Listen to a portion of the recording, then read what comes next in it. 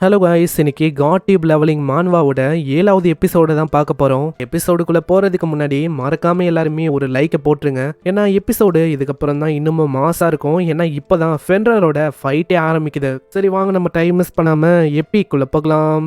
எப்பிக்கோட ஆரம்பத்திலேயே அந்த ஃபென்ரரும் பயங்கர வேகமா தாக்க வரும். நம்ம ஹீரோவும் அங்க சொல்றான், இது உண்மையிலேயே ஃபென்ரரா இல்லையா அதை தெரிஞ்சுக்கிறதுக்கு ஒரே ஒரு வழி, இது கூட சண்டையிட்ட ஒண்டிதான் தெரியுமே. அந்த இடத்துல பேக்ரவுண்ட்ல வீடியோவும் ஷூட் ஆகி இருக்கும். நம்ம ஹீரோவும் அங்க சொல்றான், ஏன்னா நான் யாருன்னு தெரியுமா, நான் தான் இந்த உலகத்தையே கான்கர் பண்ண போற மனுஷன். என் முன்னாடி இருக்க இந்த பீஸ்ட் இது உண்மையிலேயே ஃபென்ரரோ இல்லையோ, அப்படி இது ஃபென்ரரா இந்த உலகத்தையே இதால முழுங்க முடியும்னா அதை பத்தி எனக்கு ஒரு கவலையும் இல்லை. ஏன்னா நான் எல்லாத்துக்குமே ரெடியா இருக்கேன். அங்க ரின்னை பார்த்து, ஆமா ரின்னு நீ ரெடியா? ஏன்னா ஃபர்ஸ்ட் ஸ்ட்ராட்டஜி அட்டாக்கிங் ஃபென்ரர் இப்படின்னு சொல்லிட்டு பயங்கர வேகமா போறான். அங்க காத்தோட வேகத்துக்கு போவான். ரின்னெல்லாம் ரொம்ப ஆச்சரியமாவரா, எப்படா இவன் இந்த அளவுக்கு வேகமானான்னு. வேகத்தோட ஃபென்ரருக்கு மேல வரான். அந்த ஃபென்ரரும் ஒரு பயங்கரமான தாக்குதல் அங்க பண்ணும். அதோட தாக்குதல்ல அந்த இடமே உடைஞ்சு போகுது. சியூக்கு அப்படியே சைட்ல ஒரு பயங்கரமான பஞ்ச் அடிக்கிறான். அதுவும் டைரக்டா அதோட வாய்க்கு நேரா விழும். அந்த பஞ்சோட இம்பாக்ட் ரொம்ப அதிகமா இருக்கும். அந்த வேவ் எல்லாரும் நோக்கியும் அப்படியே பரவுது. ஆனா இதனாலயும் அதுக்கு எதுவுமே ஆகல,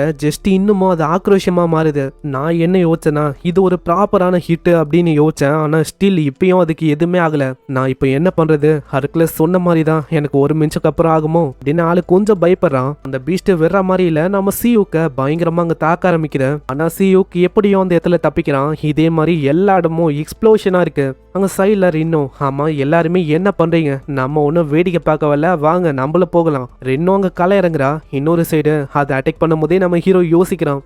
நான் என்ன யோசிச்சேன்னா இது ஒரு சாதாரணமான உல்ஃப் அப்படின்னு யோசிச்சேன். ஆனா இப்பதான் தெரியுது ஹெர்குலஸ் சொன்ன மாதிரியே இது உண்மையிலேயே ஒரு ஃபென்ரர்னு நினைக்கிறேன். ஆனா இப்போ நான் சண்டை போட்டே கிட்டத்தட்ட 10 செகண்டோ இதுதான் ஆயிருக்கும். இதுக்கே என்னால ஒண்ணுமே பண்ண முடியல. ஆனா அவர் என்ன சொன்னாருன்னா, இது வீக்கா இருக்கு, உன்னோட கதையை ஒரு மினிட்ஸுக்கு அப்புறமா முடிச்சிடும் அப்படின்னு சொன்னாரு. நான் இங்க 10 செகண்டுக்கே என்னால நிக்க முடியல. இதுலயே எனக்கு தெரியுது ஹெர்குலஸ் சொன்ன எல்லா ஸ்ட்ராட்டஜியும் இங்க வேலைக்கு ஆகுது. ஏன்னா அவரு ஒரு காடு, அவரால் அதை பண்ண முடியும். என்னால ஆப்வியஸா அதை பண்ண முடியாது. அங்க திரும்பவும் அந்த ஃபென்ரர் கொடூரமா நம்ம சியூக்கு தாக்கி முச்சலான்னு வரும். ஆனா இப்பயும் சியூக்கு அங்க கால்ல இருக்க செயினை பாக்குறான். நான் ஃபென்ரரோட பவரையும் மூவ்மெண்ட்டையும் ரெஸ்ட்ரிக்ட் பண்றது அது ஒண்டிதான். இதை வச்சு நான் ஏதாச்சும் பண்ண ட்ரை பண்ணா கண்டிப்பா நல்லா ஏதாச்சும் பண்ண முடியும். கண்டிப்பா இந்த இடத்துல ஜெயிக்கிறது இம்பாசிபிள் கிடையாது. இப்படி இவன் யோசிக்கும் போது சைட்ல ஃபென்ரரை பயங்கரமா தாக்குறான். அதனால ஃபென்ரரோட கவனமும் அப்படியே ரெண்டு நோக்கி வரும். இன்னொரு சைடு ஃபென்ரருக்கு மேல ஒரு மிகப்பெரிய ஃபயர் அட்டாக் உருவாகும். அதுக்கு காரணம் அங்க இருக்கிற மேஜ் தான். எல்லா மேஜும் அட் அ டைம்ல ஒரு மிகப்பெரிய ஃபயர் ஆர்பை உருவாக்குறாங்க. ரெண்டு பேருமே சீக்கிரமா அங்க தப்பிக்க பாருங்க. அங்க இப்படி இவங்க சொன்னோன்னே அந்த ஃபயர் அட்டாக் பயங்கர வேகமா ஃபென்ரர் மேல விழும். ஆனா ஃபென்ரர் மேல அது பட்டும் எதுவுமே ஆகல. எல்லா ஃபயரையும் அப்படியே அதை அப்சர்வ் பண்ணிக்குது. திரும்பவும் ஒரு வாட்டி அவங்க ட்ரை பண்றாங்க. ஆனா இந்த வாட்டியும் அதே மாதிரி ஆகுது. இதை பாக்குறவங்களுக்கு என்ன பண்ணும் தெரியல. ஏன்னா என்னதான் ஒரு மிகப்பெரிய ஃபயர் அட்டாக்கே பண்ணாலும் இது அப்படியே முழுங்கிது. இதே மாதிரி போச்சுன்னா எப்படி நம்மளால இதை தோக்கடிக்க முடியும் இப்படின்னு தான் எல்லாருமே யோசிக்கிறாங்க. அங்க நம்ம ஹீரோவும் சொல்றான், நீ அதோட பாடியை நல்லா பார்த்தனா அதோட கால்ல ஏதோ ஒரு ஷேக்கல் மாதிரி ஒரு விஷயம் கட்டப்பட்டிருக்கும். அதை எப்படியாச்சும் நம்ம பூச்சிட்டா அவ்வளவுதான், கண்டிப்பா நம்மளால அதை தடுக்க முடியும். இதை கேட்ட உடனே ரென்னுக்கு புரியுது. ரென் அங்க டிஸ்ட்ராக்ஷன் பண்ணும் சொல்லி அப்படியே மேல தாக்க ஆரம்பிக்கிறான். இன்னொரு சைடு அவனோட டிவைன் ஆர்ட்டை அவன் பயன்படுத்த ஆரம்பிக்கிறான். உன்னோட எமோஷனை காமாக்கு, உன்னோட ஃபோக்கஸ் அது சென்ஸ் மேல தான் இருக்கணும். இப்படி அவன் பண்ணும்போது பெரிய அளவுல ஒரு எனர்ஜியும் அப்படியே நம்ம ஹீரோ மேல வெளிப்படும். ஃபென்ரருக்கும் அங்க புரியுது ஏதோ ஒரு விஷயம் சைட்ல ஒத்துன்னு பார்த்தா நம்ம சியூக்கு தான். சியூக்கு ஒரு பயங்கரமான பஞ்ச் அடிக்கிறான். ஆனா அதுவும் அட் டைம்ல அங்க தாக்கும். மிஸ் எப்படியும் அவன் தப்பிக்கிறான். தப்பிச்சுட்டு ஹெர்குலஸோட ஸ்ட்ரென்த் அதை அவன் பயன்படுத்துறான். ஹெர்குலஸோட அந்த மூவ் ஃபென்ரர் மேல அங்க ஒர்க் ஆகுது. அதுவும் அப்படியே தள்ளி போய் விழும். அங்க இதை பார்த்தோன்னே நம்ம ஹீரோக்கும் இப்பதான் அங்க ரிலீஸே ஆகுது. சூப்பர் ஹியூமன் ஸ்ட்ரென்த் இது ஒர்க் ஆகுது. இதே மாதிரி தொடர்ந்து பண்ண போதும் என்னால கண்டிப்பா அதை ஜெயிக்க முடியும். ஆனா இப்படி இவன் யோசிக்கும் போது திடீர்னு அது பயங்கரமா அங்க தாக்கிடும். இதனால நெஞ்சில இருந்தும் அப்படியே ரத்தமா ஊத்துது. நான் யோசிச்சதை விட இது ரொம்ப டேஞ்சரஸா இருக்கு. அப்படி ஒண்ணு நான் கரெக்டான டைம்ல அங்க தப்பிக்கலன்னா அவ்வளவுதான். இப்போதைக்கு ஹெர்குலஸ் சொன்ன மாதிரி என்னோட பாடியே ஒட்டு மொத்தமா அப்படியே கிழிஞ்சு போயிருக்கும்.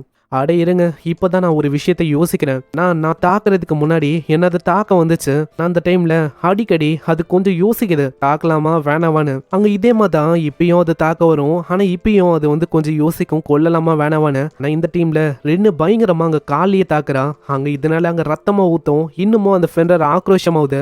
இப்பதான் நம்ம ஹீரோக்கு அங்க ஒரு விஷயமும் ரியலைஸே ஆகுது. இன்னொரு சைடு நம்ம ரெண்டு தாக்குதல்ல அங்க ரத்தமா அப்படியே ஊத்தும். இந்த சைடு நம்ம ஹீரோவும் யோசிக்கிறான், நான் தேவையில்லாம இந்த மாதிரி விஷயத்தெல்லாம் யோசிக்கிறேனோ இல்ல நான் தேவையில்லாம இதை பத்திலாம் யோசிக்க வேணாம், இதுதான் கரெக்டான ஆப்பர்ச்சுனிட்டியா இருக்கும். அங்க பயங்கர வேகமா திரும்பவும் அவன் தாக்குறான். இந்த வாட்டி அது வழியில கத்தும். திரும்பவும் அங்க தாக்கலான்னு வரும்போது இதை ஒரு வாய்ப்பை வச்சு செயினை அவன் பிடிக்கிறான். செயினை பிடிக்கும் போது சூப்பர் ஸ்ட்ரென்த்தை இன்னுமும் அதிகமாக்குறான். அதே வேகத்தோட அப்படியே தூக்கி எறிறான். இதை ஒரு வாய்ப்பை வச்சு ரென்னுக்கு அங்க சொல்ல ரென்னு பயங்கர வேகமா அங்க தாக்குறான். ஆனா என்ன ஆச்சு அப்படின்னு தெரியல. அந்த இடம் முழுக்க ஒரே புகை மூட்டமா இருக்கு. அங்க ரின்னோட அட்டாக்கும் பட்டிருக்கும். இதனால அதுவும் அங்க பயங்கரமா தாக்கிருக்கும். ஆனா என்ன ஆச்சு அப்படின்னு நம்மளுக்கு காட்டல. இன்னொரு சைடு எல்லாருமே அங்க புகை மூட்டத்தையே பாக்குறாங்க. ஏன்னா என்ன ஆச்சு அப்படின்னு தெரியல. ரென்னுக்கு அங்க எதுவுமே ஆகல. ரென்னு கரெக்டான டைம்ல எப்படியோ வெளில வந்துட்டா. ஆனா நம்ம சீவ் கூட நிலைமை தான் ரொம்ப மோசமா இருக்கும். ஆளு அப்படியே பறந்து வேற ஒரு திசையில போயின்னு இருக்கான். இன்னொரு சைடு அந்த ஃபெண்டர் மேல இருந்து வித்தியாசமா ஏதோ ஒரு கருப்பு கலர் புகையும் அப்பியர் ஆகுது.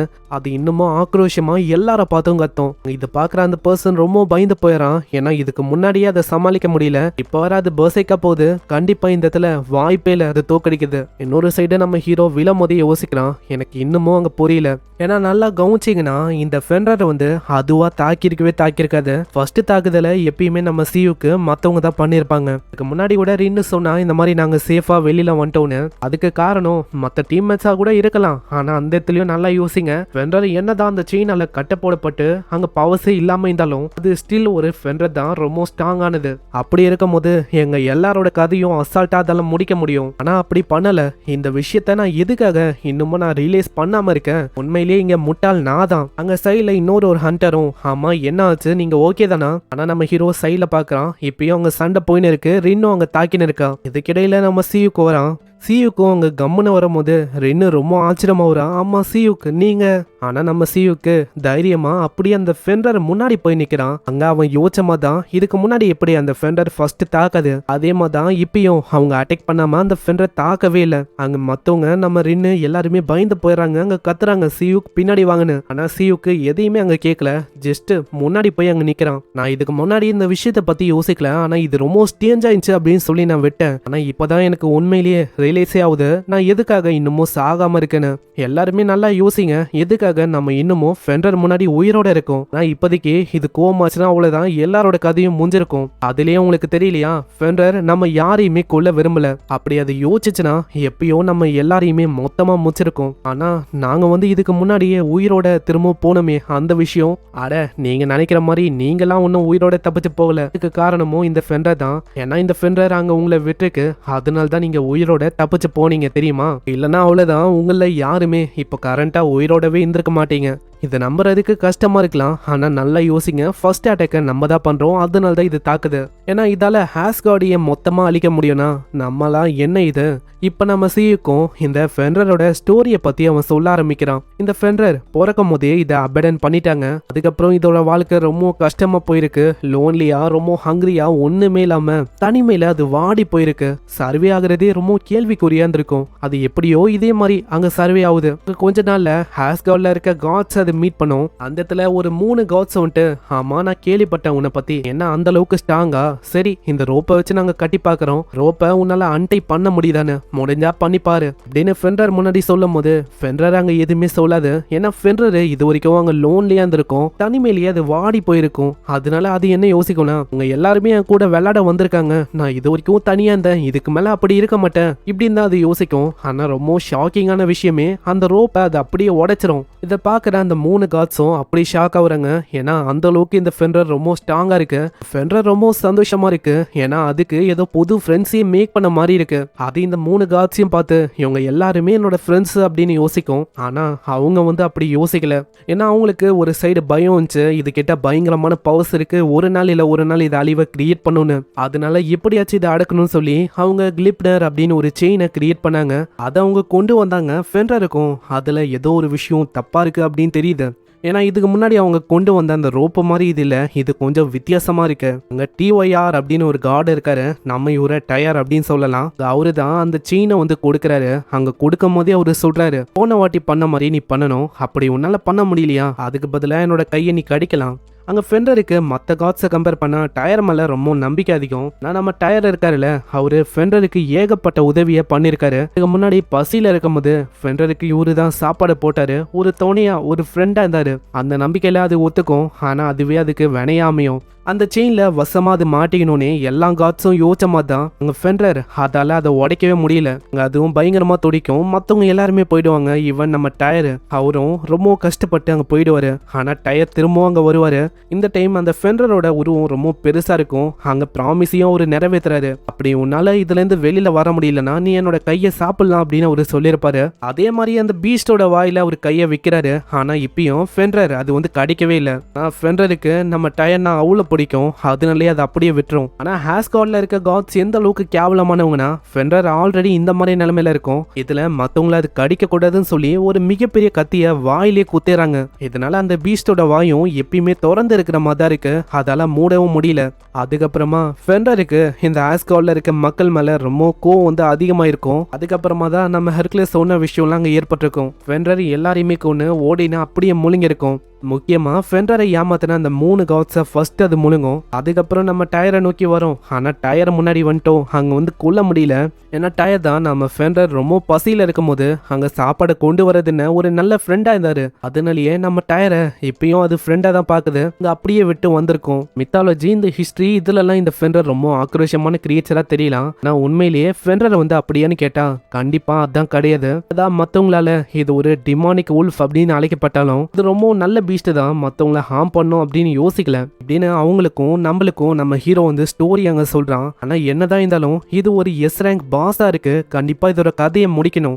டஞ்சன் பிரேக் கொண்டு ஏற்பட்டுச்சுன்னா அவ்வளவுதான். இதனால வெளியில மக்கள் எல்லாருமே பயந்து போவாங்க. வெளியில எந்த விதமான கேரண்டியும் இல்ல. இதால மக்களை ஹார்ம் பண்ண முடியுமா முடியாதானே. அதனால ஒன்னு அசோசியேஷனோட பெரிய பெரிய எஸ் ரேங்க் ஹண்டர்.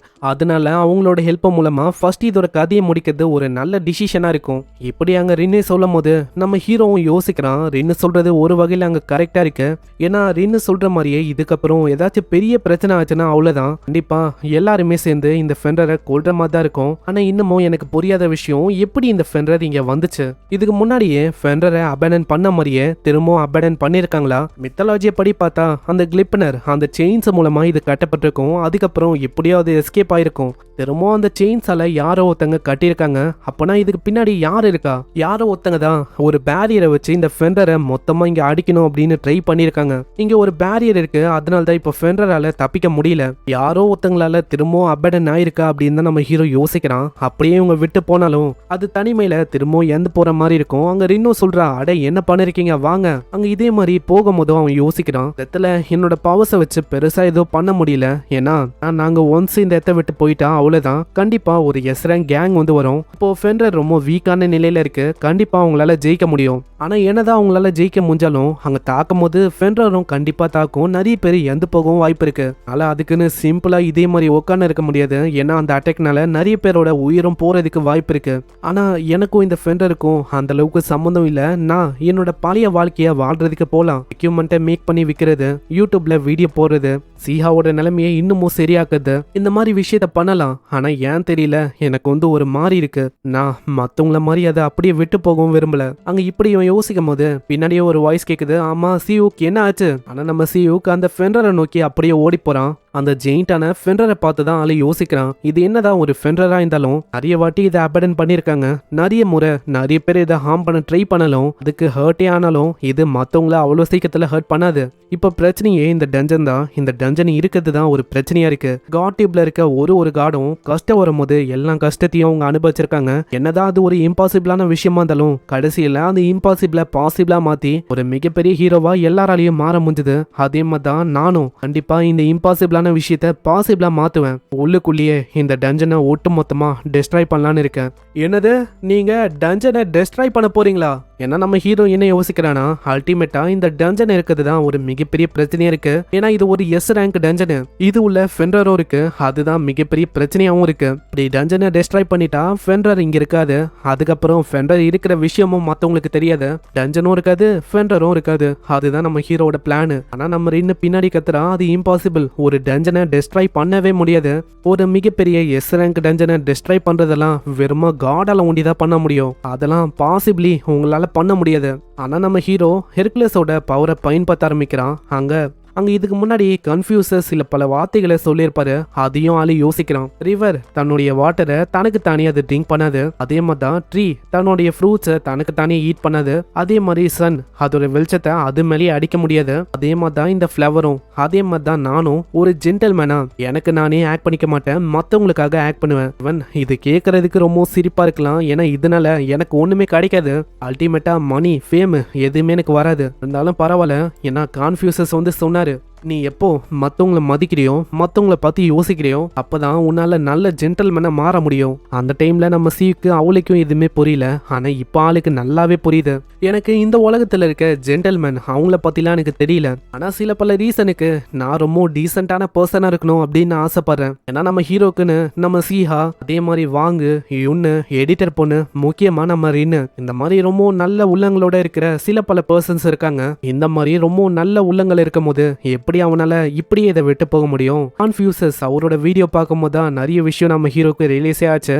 அங்க ஹெர்குலஸோட டிவைன் காம்பேக்ட் ஆர்ட்ஸ் அவன் பயன்படுத்தும் போது நம்ம ஹெர்குலஸ் வந்து நிறைய வாட்டி சொல்லியிருப்பாரு, இதை ஒரு மனுஷனால பயன்படுத்த முடியாது. அப்படி பயன்படுத்தினா வேர்ல்டோட லாவியே பெண்ட் பண்ற மாதிரி ஒரு விஷயமாகும். ஏன்னா வெறுமா சூப்பர் ஸ்ட்ரென்த்தை பயன்படுத்துறது ஒண்டி இந்த டிவைன் ஆர்ட்ஸ் கிடையாது. இல்ல, நான் எதை பத்தியும் கவலைப்பட மாட்டேன். ஈவன் இந்த வேர்ல்டோட லாவி பெண்ட் ஆனாலும் பரவாயில்ல, நான் அதை பண்ணதான் போறேன். இதே மாதிரி டிவைன் மார்ஷியல் ஆர்ட்ஸா இருக்கிற ஃபர்ஸ்ட் டெக்னிக்கை அவன் பண்றான். இடத்துல இதுக்கு முன்னாடி நம்ம ஹெர்குலஸ் பண்ண மாதிரியே ஒரு பயங்கரமான எனர்ஜி சர்ஜ் ஆகும். நம்ம ஹீரோவோட ஆராவே அப்படியே டிஃபரெண்டான லெவல்ல இருக்கும். அதே வேகத்துல ஒரு பயங்கரமான கிக்க கீழ் நோக்கி அடிக்கிறான். 10 செகண்டே அந்த டஞ்சனை பிடிச்சிருக்கிற அந்த ஸ்பேஸ் அப்படியே சுக்குநூறா உடையும். இதை பாக்குற ரென்னு ரொம்ப ஆச்சரியமாவரா. ஏன்னா இதுக்கு வாய்ப்பே இல்ல. வெறுமா காட்ஸால ஒண்டிதான் இந்த மாதிரி விஷயங்களை பண்ண முடியும். எப்படி நம்ம சியூக்கு இதை பண்ணா அப்படின்னு ஆச்சரியமா இருக்கா. அந்த டஞ்சனும் அப்படியே உடைய ஆரம்பிக்கும். நம்ம ஹீரோ அங்கேயே மயங்கி போயிடறான். நான் இந்த அளவுக்கு பெரிய அளவுல பவர்ஸ் அவன் பயன்படுத்தினது இல்ல. நம்ம சியூ கிட்ட நிறைய விஷயத்த பத்தி அவ கேட்கணும் அப்படின்னு யோசிக்கிறான். ஆனா இப்ப அதுக்கான டைம்ல, ஏன்னா நம்ம சியூக்கு இன்னமும் உயிரோட இருக்கான், சீக்கிரமா அவனை கொண்டு போகணும். அங்க முன்னாடி தான் அந்த ஃபெண்டரும் இருக்கும். இப்பதான் நம்ம சியூக்க பத்தி புரியுது. நம்ம சியூக்கு ஒரு ஆர்டினரியான பர்சன் இல்ல. ஏன்னா பாக்குறதுக்கு ஒரு E ரேங்க் ஹண்டர் மாதிரி இருக்கலாம். ஆனா உள்ளுக்குள்ள ஒரு அவுட்ரேஜியஸான பவரோட இருக்கிற ஒரு பயங்கரமான பர்சன். ஈவன் இது ஒரு S ரேங்க் டஞ்சனு இதையே மலிச்சிட்டான். அதே மாதிரி அந்த இடத்துல அவ போக ஆரம்பிக்கிறா. போகும்போது அந்த ஃபெண்டரையும் பாக்குறா. அதுவும் இவங்க ரெண்டு பேருமே அப்படியே பாக்குது. இன்னும் போகும்போது யோசிக்கிறா, சீக்கிரமா இந்த டஞ்சன் அழியதுக்குள்ள வெளியில போகணும். சோ இப்படி இவங்க போறதோட இங்கே இந்த எபிசோட முடியுது. இப்பதான் சியூ கூட 10% ஸ்ட்ரென்த்தை பாக்குறோம். நம்ம ஹீரோ எதுக்காக இந்த டஞ்சனை உடைச்சானா, ஏன்னா அப்பதான் இந்த டஞ்சன் உடைஞ்சு போய் ஃபெண்டர் ஃப்ரீ ஆகும். ஃபெண்டர் இங்கே மாட்டினிருந்தா கண்டிப்பா அதால எதுவுமே பண்ண முடியாது. வர ஹண்டர்ஸ் நிறைய பேர் இறக்க வாய்ப்பு இருக்கு. அதே டைம்ல இதுவும் இறந்து போயிடும். அந்த மாதிரி விஷயம் ஆகக்கூடாது அப்படின்னு யோசிச்சுதான் நம்மளால இப்படி பண்ணிருக்கான். இதனால ஃபெண்டர் ஃப்ரீ ஆயிடுச்சு. ஹியூமன்ஸ் ஹார்ம் பண்ணாத வரைக்கும் மக்களை அதை ஹார்மே பண்ணாது. இந்த ஃபெண்டரும் நம்ம ஹீரோவை தேடி வரும். இதுக்கப்புறம் தான் இன்னமும் ஃபன்னா இருக்கும். ஸோ பொறுமையாக வாட்ச் பண்ணுங்க. மறக்காம ஒரு லைக்கை போட்டுருங்க. ஏன்னா ஒரு 2 லைக்ஸ் வந்தால் தான் இன்னமும் நிறைய பேருக்கு ரெக்கமெண்ட் ஆகும், தொடர்ந்து வீடியோஸை போட முடியும். சரி, நான் உங்களை நெக்ஸ்ட் எபிசோட்ல சந்திக்கிறேன். தேங்க்யூ ஃபார் வாட்சிங். சைனரா.